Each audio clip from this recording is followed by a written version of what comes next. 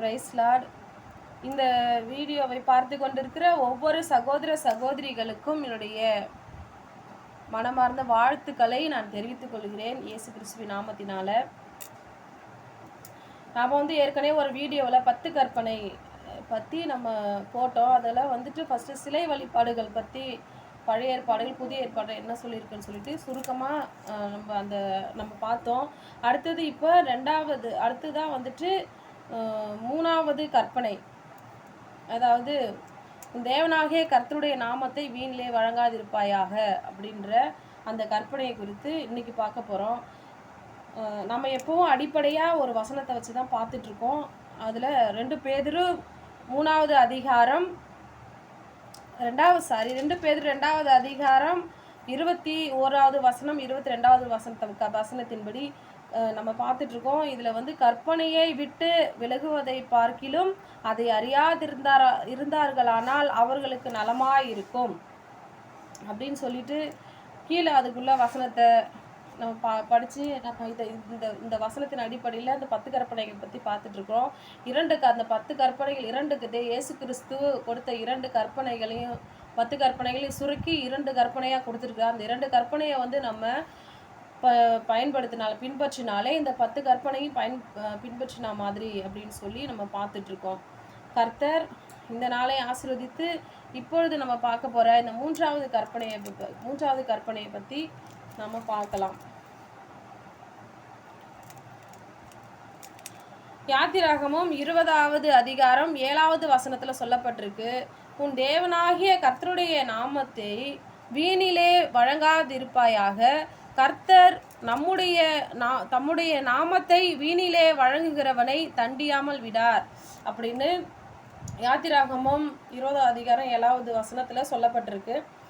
இந்த வசனத்தில் எப்படி தேவனுடைய நாமத்தை வீணிலே வழங்குகிறார்கள் சொல்லி பார்க்கிறோம் அப்படின்னா, பல காரியத்தினால தேவனுடைய நாமத்தை அற்பமாக எண்ணுவாங்க. ஒரு அற்பமாக நினச்சி அவருடைய நாமத்தை விளங்க பண்ணுறது, எல்லா இடங்களையும் ஒரு சாதாரணமாக நினைக்கிறது, இந்த வீணான காரியங்களுக்கு அவர் நாமத்தை டக்குன்னு எடுத்து பயன்படுத்துறது, பொய் சத்தியம் பண்ணுறது, சாதாரணமாக பொய் சத்தியம் பண்ணுவாங்க ஒரு சிலர், பொய் சத்தியம் பண்ணுறது, அவமரியாதையாக நடத்துறது, இந்த மாதிரி பல காரியங்களுக்கு தேவனுடைய நாமத்தை பயன்படுத்துகிறாங்கன்னா அந்த இடத்துல தேவனுடைய நாமம் தூஷிக்கப்படும், தேவனுடைய நாமம் பரிசுத்த குலைச்சல் ஆக்கப்படும்.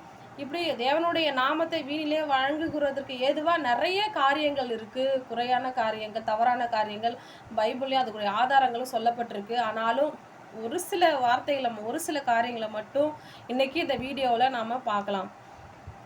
லேவியராகமம் 19வது அதிகாரம் 12வது வசனத்தில், என் நாமத்தை கொண்டு பொய்யாக சத்தியம் பண்ணாமலும் உன் தேவனுடைய நாமத்தை பரிசுத்த குலைச்சல் ஆக்காமலும் இருப்பாயாக, நான் கர்த்தர் அப்படின்ற இந்த வசனம் சொல்லப்பட்டிருக்கு. பொய் ஆணையை நம்ம பைபிளில் நிறைய பேர் அது மாதிரி பொய் ஆணை இட்டிருக்கிறாங்க, பொய் சத்தியம் பண்ணியிருக்கிறாங்க, பொய் சொல்லி ஏமாற்றி இந்த நிலங்களை பறிச்சிருக்காங்க. இப்படி பல காரியங்கள் நடந்திருக்கு. ஆனாலும் ஒரு சில குறிப்பிட்ட நபர்களை மாத்திரம் நம்ம இதில் பார்க்கலாம். இந்த 1 ராஜாக்களில் 22வது அதிகாரம் 41வது 41வது வசனத்திலிருந்து 43வது வசனம் வரைக்கும் இந்த சீமேயி அப்படின்ற ஒரு நபரை பற்றி சொல்லப்பட்டிருக்கு. அந்த சீமேயின்றவர் சவுளுடைய வழி வந்தவர். இவர் தாவீதோட மகன் அப்சலோம் தாவீதுக்கு விரோதமாக எழும்பும்போது அப்போ தாவீதை தூஷித்து தாவீதை கல்லாலாம் அடிச்சிருக்கிறாரு. அப்படிப்பட்ட ஒரு நபர், தாவீதைக்கு ஒரு விரோதமாக வாழ்ந்த நபர் இவர். தாவீதோட மகன் சாலமோன் அவருடைய காலத்தில் இவர் ஒரு பொய் சத்தியம் பண்ணிட்டாரு. இந்த பொய் சத்தியம் பண்ணதுனால சாலமோன் இப்போ சாலமோன் சொல்லுன அந்த கட்டளையே மீறினார், பொய் சத்தியம் பண்ணினார். 2வது அவங்க தகப்பனுக்கு விரோதமாக எழும்பி ஆரம்பத்திலிருந்தே கிரியை செய்துட்டு வந்த ஒரு தவறான மனிதன் அப்படின்னா இந்த சீமை அப்படின்னு சொல்லலாம். குடும்பத்தில் இது எல்லாம் காரணமாக வச்சு சாலமோன் அவருடைய வேலையாட்களை வச்சு வெட்டி கொன்னுட்டாங்க இந்த சீமையை. ஏன்னா கர்த்தருடைய நாமத்தை வீணிலே வழங்குகிறவனை தண்டியாமல் விடேன் அப்படின்ற அந்த வசனத்தின்படி கர்த்தர் மேலே பொய்யா அவர் மேலே ஆணையிட்டுட்டு, கடவுள் கர்த்தர் மேலே ஆணையிட்டுட்டு கடைசியில் தவறுகள்லாம் பண்ணிட்டு இந்த மாதிரி பொய்யான எடுக்கிறவர்களுக்கு கண்டிப்பாக அவருடைய தண்டனை சிக்ஷை மனிதர்கள் இந்த பூமியில் கூட யாரை கொண்டோ ஒருத்தரை கொண்டு அந்த பூமியில் நடக்குதுன்றதுக்கு இதுவும் ஒரு சாட்சி. அடுத்தது பழைய ஏற்பாட்டில் வந்துட்டு இன்னும் பல இடங்களில் சொல்லப்பட்டிருக்கு. ஆனாலும் பழைய ஏற்பாட்டில் பொய் சத்தியம் பண்ணுகிறவளுக்கு தண்டனை. ஒரு சில இடங்களில் வந்து தேவனுடைய நாமத்தை கொண்டு உண்மையான சத்தியமும் பண்ணுவாங்க. ஆனால் புதிய ஏற்பாட்டில் இயேசு கிறிஸ்து என்ன சொல்லியிருக்கிறாரு அப்படின்னா, மத்தேயு இந்த சத்தியம் பண்ணுதலை பற்றி புதிய ஏற்பாட்டில் என்ன சொல்லியிருக்குன்னா, மத்தேயு 5வது அதிகாரம் 3வது வசனத்திலிருந்து நான் வாசிக்கிறேன். அன்றியும் பொய்யானை இடாமல் உன் ஆணைகளை கர்த்தர் முன்னிலையாய் செலுத்துவாயாக என்று பூர்வத்தாருக்கு உரைக்கப்பட்டது என்று கேள்விப்பட்டிருக்கிறீர்கள். நான் உங்களுக்கு சொல்லுகிறேன், பரிச்சேதம் சத்தியம் பண்ண வேண்டாம், வானத்தின் பேரில் சத்தியம் பண்ண வேண்டாம், அது தேவனுடைய சிங்காசனம். பூமியின் பேரிலும் சத்தியம் பண்ண வேண்டாம், அது அவருடைய பாதபடி. எருசலேமின் பேரிலும் சத்தியம் பண்ண வேண்டாம், அது மகாராஜாவினுடைய நகரம். உன் சிரசின் பேரிலும் சத்தியம் பண்ண வேண்டாம், அதின் ஒரு மயிரையாவது வெண்மையாக்கவும் கருப்பாகவும் உன்னால் கூடாதே. உள்ளதை உள்ளதென்றும் இல்லாததை இல்லதென்றும் சொல்லுங்கள், இதற்கு மிஞ்சினது தீமையினால் உண்டாயிருக்கும் அப்படின்னு இயேசு கிறிஸ்து சொல்கிறாரு. இதை கேட்ட அதற்கு மேலே சத்தியம் பண்ணினா அது தீமையினால் உண்டாயிருக்கும். தீமை உண்டாக்குறவன் பிசாசு, பிசாசினால் உண்டாயிருக்கும் அந்த காரியங்கள்னு சொல்லி இப்போ இயேசு கிறிஸ்து கூடவே சீஷர்கள் 12 பேர் இருந்தாங்க. அந்த மலையடி வாரத்து பிரசங்கத்தில் இந்த காரியத்தை இயேசு கிறிஸ்து எல்லாருக்கும் பிரசங்கிக்கிறாரு. அதில் இருந்த பேதுருவே இயேசு கிறிஸ்துவை வந்து சிலுவையில் அறையிறதுக்கு கொண்டு போகப்பட்டதுக்கு அதுக்கப்புறம் அவங்க அந்த கொண்டு போகப்பட்ட